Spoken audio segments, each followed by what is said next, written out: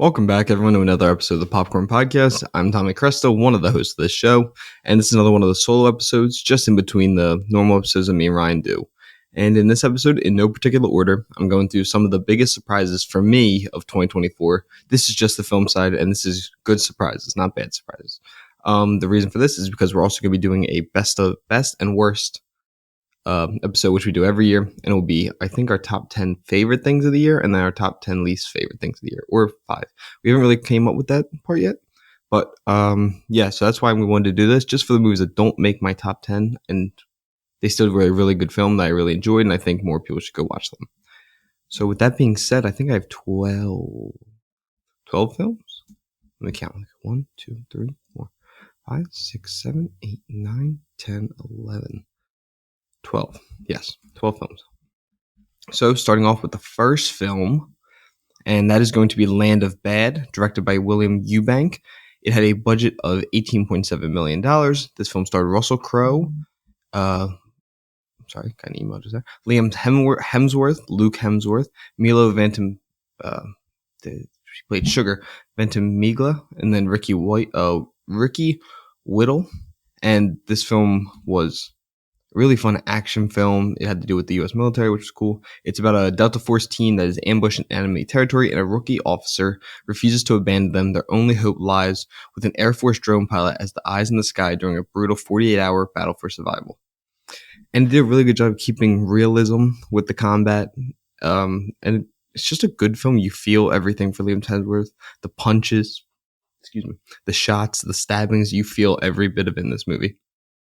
The explosions. It was just a really well done action thriller. And I think more people need to go watch it because it was a really, really good time. And it was for a while, it was on my top 10 movie of the year list. It since has been knocked off of that list.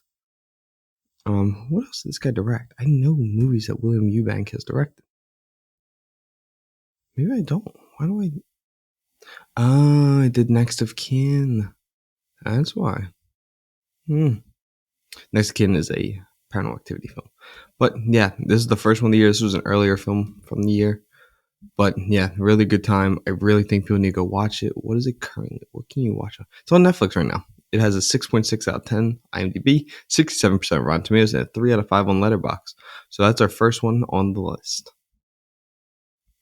The second one is a movie that I actually had to apologize to because of how mean I was to it before I went and saw it.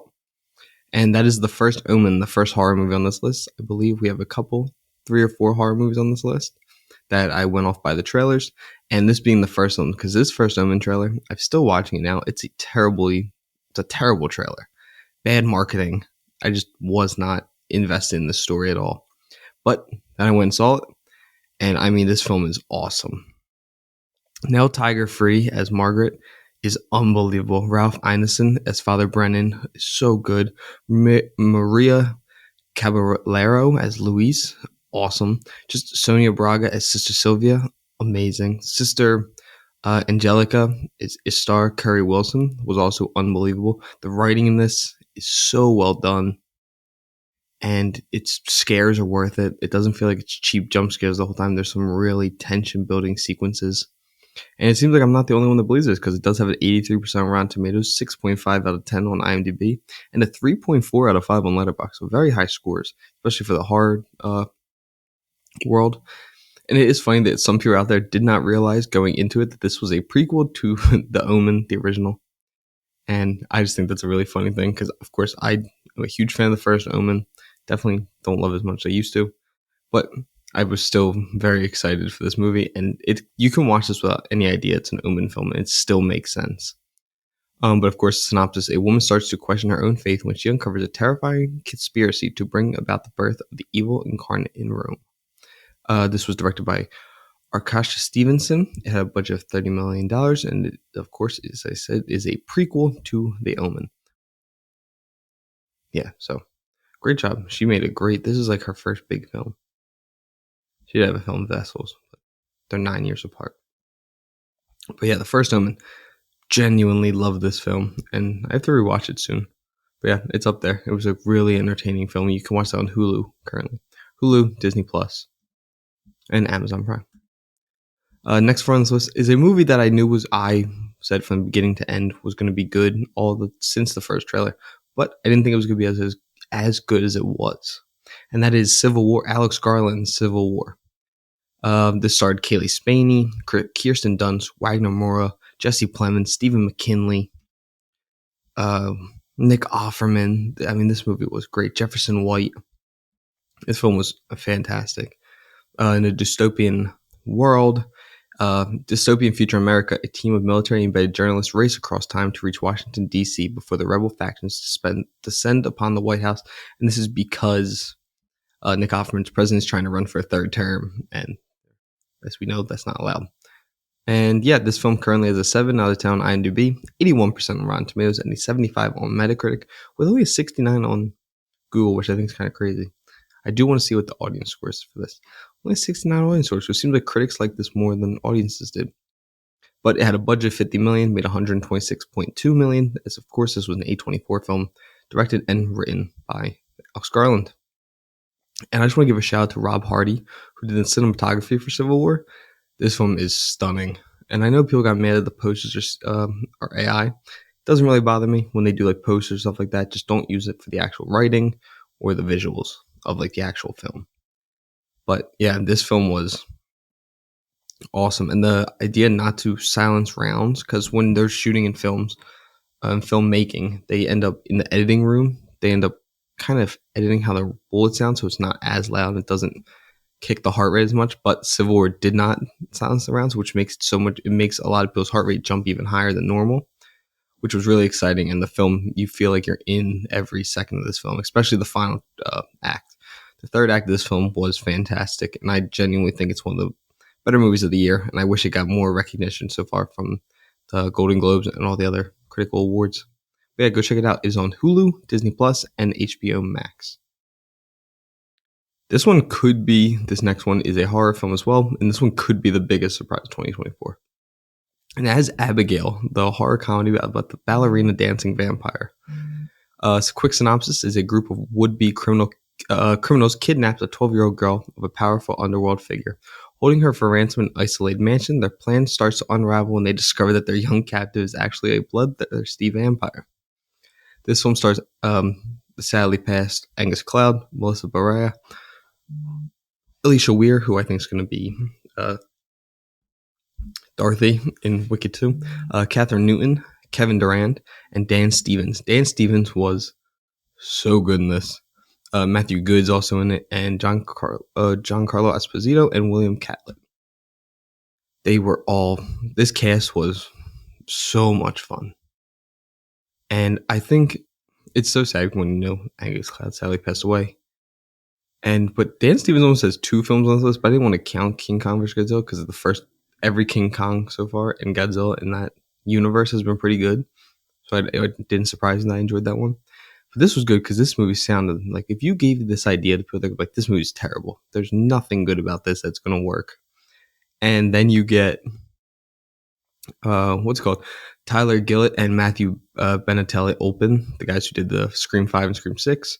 You got them to direct it, and then you got Guy Busick and Steven Shields to write the screenplay. Brian Tyler did a fantastic score for this film. And it was just so much fun. It was so enjoyable. It genuinely had me laughing. It has a couple really good scares still. But yeah, it currently has an 83% on Rotten Tomatoes, 6.6 out of 10 on IMDb, 62 on Metacritic with a 77 on Google, and an 84 audience score. So it seems like people really love it, and it's very practical filmmaking.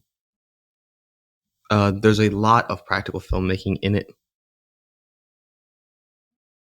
And yeah, I think this movie is just so much fun. I would like to know how much money it made. Let's actually check that right now. Abigail box office, because it had a $30 million gross with a total of $42 million. Ooh, okay, it didn't make a lot of money. Definitely flopped, right? 20 million, 40 something million. Yeah, probably just broke even, which is not great, but still a really enjoyable film, and I think everyone should go watch it. It's on Apple TV and Amazon Prime.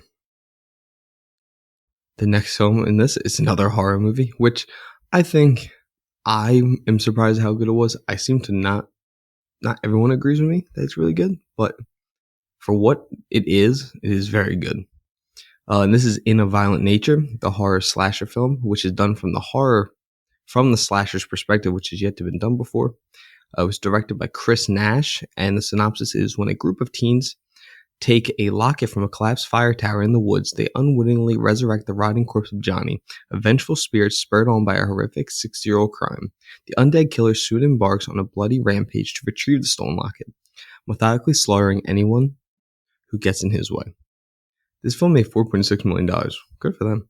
But yeah, Chris Nash and Pierce Dirks. Pierce Dirks needs to be nominated for this film. He's done...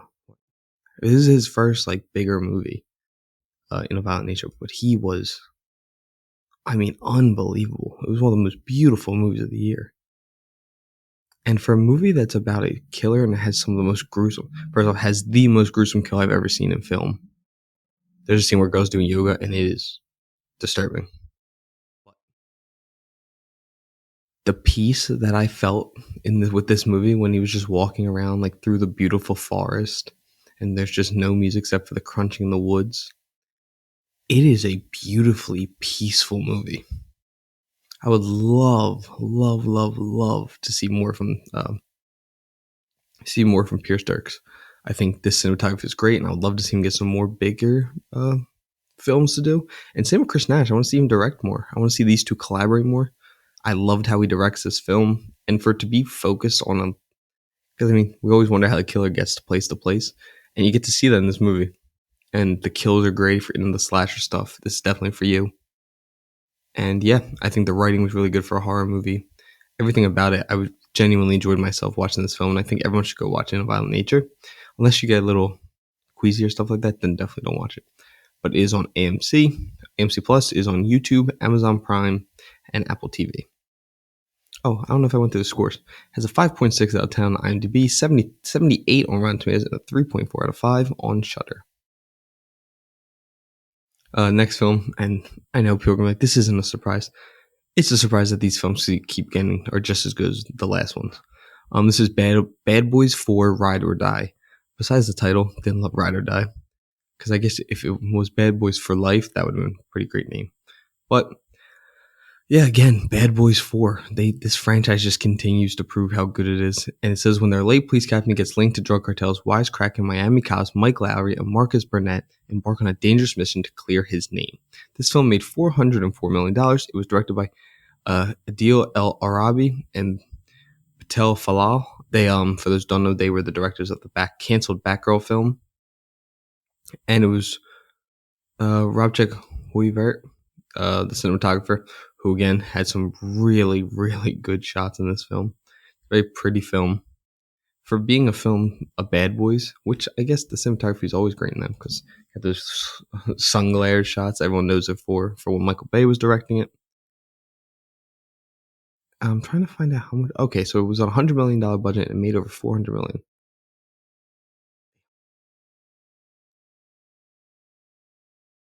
Damn. That is crazy how good Bad Boys did. But yeah, Bad Boys for Life. Will Smith, Vanessa Hudgens, Jacob Skippo? He plays Will Smith's son in that. Martin Lawrence, Paulo Nunez, Eric Dane. Eric Dane was a really good villain in this too, as James McGrath. Dennis Green as Reggie. Reggie continues in each film to get more and more screen time, and he deserves every second of screen time he gets in this franchise. John Sally, Joe Pantalone, he's the captain. Tiffany Haddish, Ian Gruft, Charles Melton's in this. Joyner Lucas is in it. DJ Khaled, Michael Bay. There's just so many people are in this franchise. Rhea Seehorn, Tasha Smith, of course, plays Martin Lawrence, Marcus's wife. Just this film was so much fun. It has some of the best shots and filmmaking that any of them had so far. And it continues to improve on themselves because I think the first one was great. I think the second one really struggled, in my mind at least. Third one, Bad Boys for Life, was really enjoyable. And then I didn't think we were ever going to get another one after the incident with Will Smith at the Oscars, but we did. And it has that 6 points, as I said, 65 Rotten Tomatoes, 6.5 out of 10 on IMDb, and a 3.2 out of 5 on Letterboxd. It continues to improve on itself. It knows not to take itself too seriously. And Will Smith and Martin Lawrence are just a perfect dynamic duo. and I cannot wait for the fifth one because I know they're going to do another one. It's going to make $400 million, and they keep improving, keep being better and better and better. So I'm all in. I can't wait to see what they do with the next one. But yeah, go check it out on Netflix, YouTube, and Amazon Prime. Okay, this is going to be a controversial take on saying a surprise. So I'm going to clarify. I am a huge fan of the Alien franchise. We're doing an Aliens ranking episode.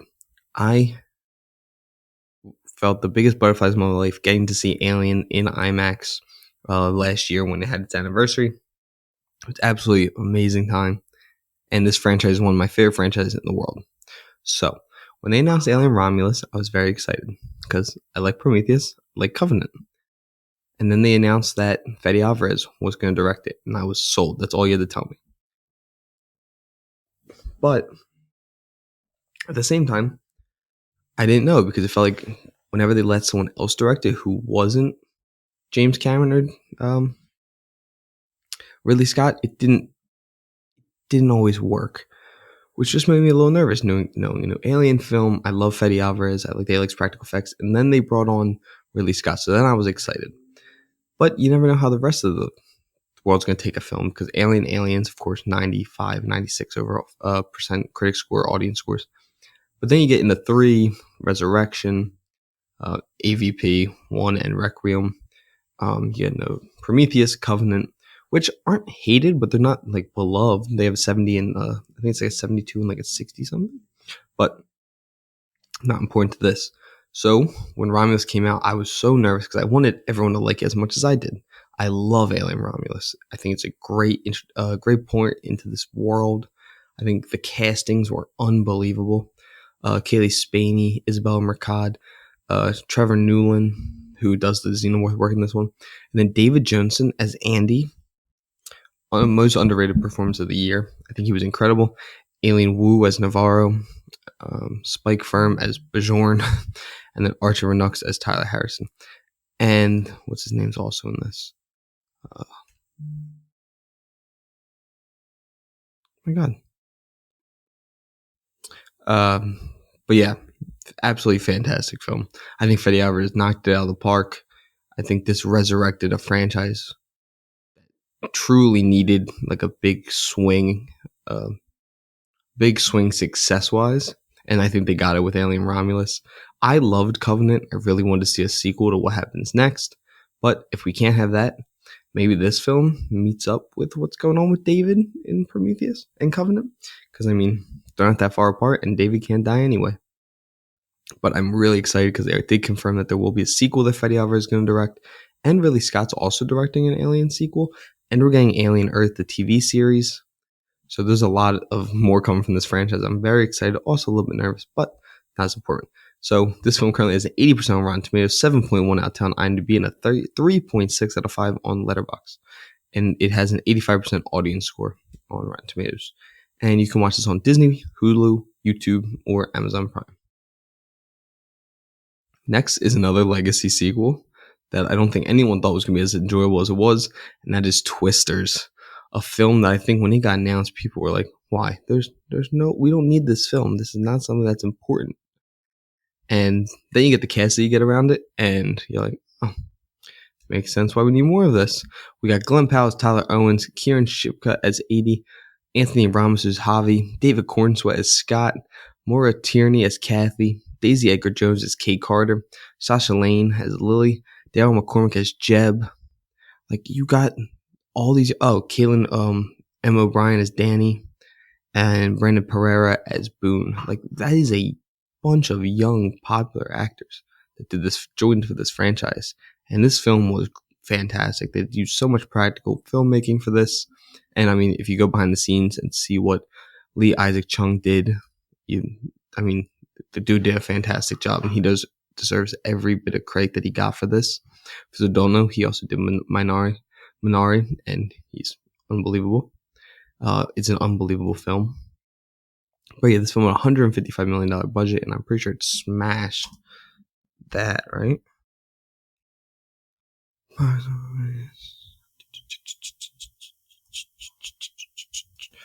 Yeah, it ended up making 300 and I just lost the number. $370 million, 371 really, on a budget of 155, which is a pretty solid turnaround, especially for a legacy sequel. I don't know what people thought. I thought it was going to be absolutely terrible, and I thought it was a bad career choice for Glenn Powell and Daisy Edgar Jones, but I was wrong. Has a 6.5 out of 10 on IMDb, at 75% critic score on Rotten Tomatoes, with a 90% audience score. People loved this film. It did really well in areas that were hit by natural disasters. And yeah, I think Glenn Powell and Daisy Edgar Jones are just setting themselves up to be absolute superstars in Hollywood. And Anthony Ramos is also doing a great job taking on these bigger productions, because he just didn't. What did he just do? Oh yeah, he did Transformers, Rise of the Beast. Glenn Powell's in every movie ever. Daisy Edgar Jones is just a fantastic actress. So they continue to improve and improve and improve. And yeah, this film's so much fun. Go check it out. It is on Peacock, YouTube, and Amazon Prime. We got 4 more for you guys. This one is, to me, a surprise because of how good it is. And that is Heretic, the Hugh Grant horror film starring Sophia Thatcher and Chloe East, Topher Grace, and then Ellie McKinnon. Hugh Grant as Mr. Reed is probably in my top performances of the year, and this movie is nuts. Quick synopsis is two young missionaries become ensnared in a deadly game of cat and mouse when they knock on the door of a diabolical Mr. Reed. Trapped in his home, they must turn to their faith if they want to make it out alive. This was directed by Scott Beck and Brian Woods, who also wrote this film. Again, another A24 Productions. And it was nominated for a BAFTA. And then Chung-Hoon Chung did the cinematography for this film. He did it a great job. Another really just pretty movie. Nothing crazy. Like, there's a lot of slow. It's a slow burn, but the shots that need to be like beautifully and slow and show something are fantastic. He also famously did Old Boy and Last Night in Soho, the Edgar Wright film. But yeah, this movie was unbelievable. A movie that I didn't know. I was kind of like, oh, great. Now, Hugh Grant as a horror character, this is just not going to work. And I think Connor, my friend who we've talked about a bunch on the show, he put it perfect. Excuse me. Mr. Reed, you want to sit and have a cup of tea with him and talk with him while having a gun aimed at him to make sure he doesn't do anything crazy. Because his charisma, Hugh Grant's charisma is unbelievable. The dude is just perfect in this role. And then Sophie Thatcher's unbelievable. The 3 main characters, Chloe East as Sister Paxton, and Chloe East as Sister Paxton, and Sophie Thatcher as Sister Barnes, also unbelievable. Topher Grace doesn't really do much. She's just Elder Kennedy, but unbelievable film. And if you believe in any religion, or if you like studying religion, learning about all the different types, this is the movie for you, because there's a scene. It's like a 5-minute sequence of Hugh Grant explaining the parallels in all religions, and it may be my favorite scene of the entire year. But yeah, it has a 91 on Rotten Tomatoes, 7 out of 10 on IMDb, 3.4 out of 5 on Letterboxd, 3.6 on Google. And I'm surprised because of something with, how do I say it? Something that had to do with religion, which isn't the most beloved thing in Hollywood, especially like audience members don't really like talking about it. Had a 76 audience score, which I was shocked of. But yeah, I'm shocked at how good this movie. I knew it could have been scary, but it's the only downside is that it's not really a horror movie. It's more just like a drama thriller. But Hugh Grant's performance should have been nominated for an Oscar, in my opinion. He was absolutely perfect in this movie. We got 3 films left for you, and this one could be my number 1 biggest surprise of the year, and that is Terrifier 3. Damien Leone, you sick man. This movie had a $2 million budget, which they've increased so much from the first film, which I think the first one was $25,000, and the second one $250,000. And now to get $2 million and then make $90 million, I mean, it's unreal. It's the highest earning non-rated film ever. And David Howard Thorne as Arthur Clown, you should be punished for being as scary as you are. There's no reason you should be that terrifying. And then Lauren Lavera as Sienna Shaw, perfect. And she's not in the first film. She's in the second and third one, but she's perfect for this franchise. Chris Jericho's in this movie. Very short, but pretty funny to see. Victoria Hayes, Samantha Scafati is in it. Elliot Fulham, he plays Jonathan from the second film and in this one. Awesome. Does a great job. Antonella Rose is Gabby Shaw. Gabby is going to be, I think, a huge part in the fourth film in this franchise. Our Margaret Ann Florence, Jess Shaw, has one of the most gruesome deaths I've ever seen. Bryce Johnson as Greg Shaw. I feel like there was someone else like Mason McCarta has the most brutal.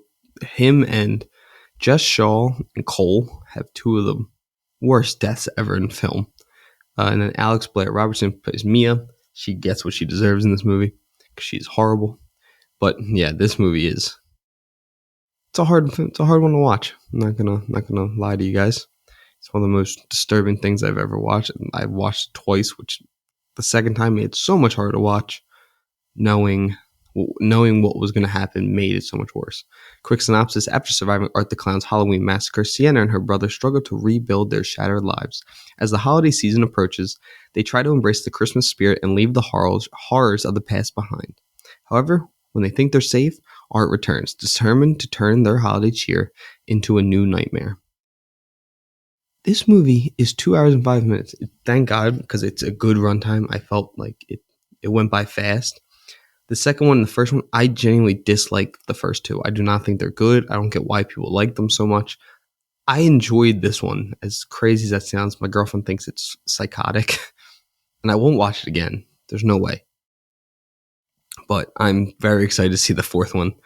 And he says he's going to try and up it again. I don't know how you can up it. The opening to this movie is wild. This whole movie is wild. There's a domestic terrorism moment in this movie. Everything about it is crazy. But yeah, I mean, people enjoy this movie. It made $90 million. It has a 78 on Rotten Tomatoes, 2.9 out of 5 on Letterboxd, 6.4 out of 10 on IMDb, 83% on Google. I wonder what the audience score is on Rotten Tomatoes. It's got an 85 on Rotten Tomatoes audience score. So quick critical synopsis, consensus, I'm sorry. Taking an axe to Yuletide cheer and everything else in its path, Terrifier 3 is a bloody, fantastic stocking stuffer for the holiday season. Definitely bloody. Audiences say stepping up the ante, the bloody, disgusting gore fest in Terrifier 3 cements Art the Clown as an iconic horror villain for the ages and sequels to come. Epic arts lurking. Expect arts lurking this Halloween. I definitely agree. Art the Clown has become one of those in that S-tier echelon of horror slasher characters, up there with Jason, Freddy, Chucky, Michael, and Ghostface. Terrifier 3. Go check it out. I mean, you can watch it. I think it's free on YouTube, right? It's on YouTube, it's on Apple TV, and it's on Amazon Prime. Do not watch this movie if you get grossed out by gore. I'm telling you again, do not watch it if you get grossed out by gore.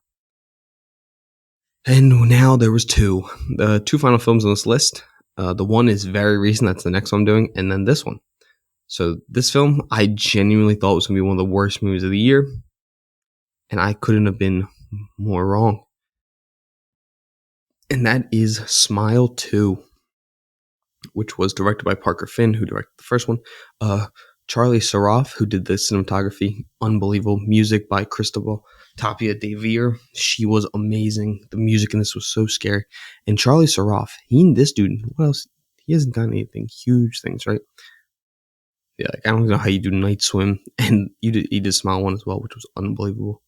But yeah, I'm so excited to see more of him.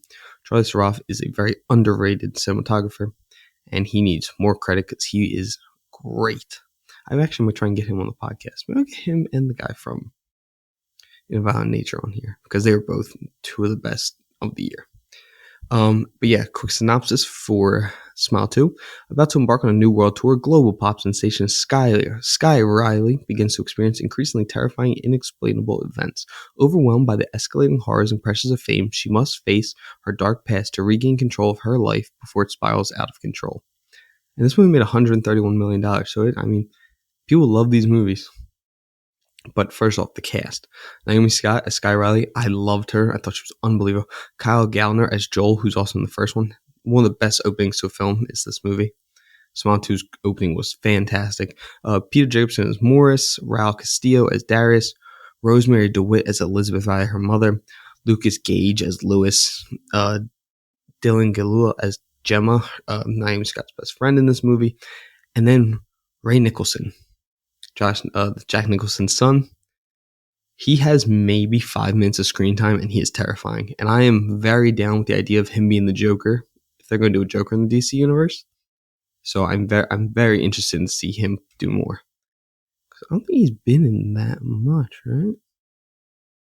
Yeah, not really. Oh, he's in that new movie Novocaine. The one with fucking... What was I going to say? The one with... Jack Quaid. But it says he's in Licorice Pizza. Oh. He plays a character named Ray. That's pretty funny. But yeah, Smile 2 was terrifying. If you like the first one, you're going to love this one. It is so scary.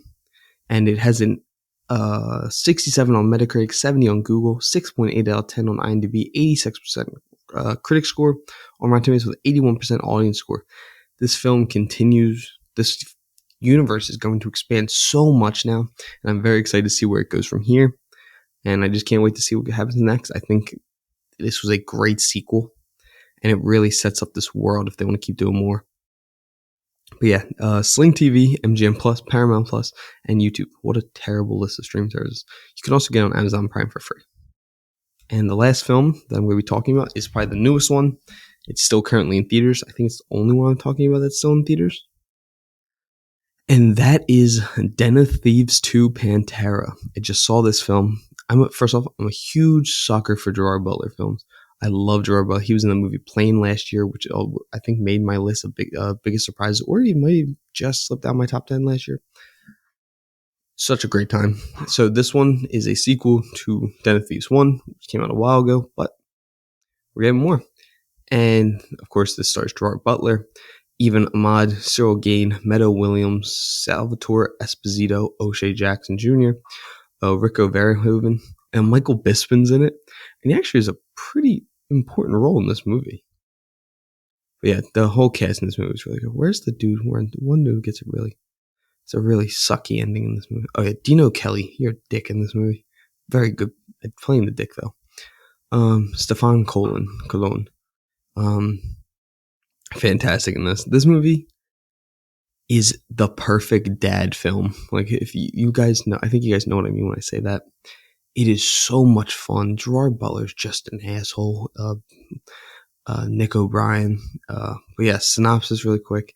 Lawman Big Nick O'Brien gets embroiled in the treacherous and unpredictable world of diamond thieves as he pursues career criminal Donnie Wilson to Europe. He had chased down Donnie Wilson in the first film, and he doesn't catch him. But in this one, he decides to flip sides. Cops gone bad. And he decides to join Donnie and join him on the heist into the World Diamond Center. But yeah, I mean, Gerard Butler is the best B actor in the world. He does these action movies and he pumps them out, and they're all awesome. They are good times. They are legitimate films. And who directed this one? Christian Gudguest.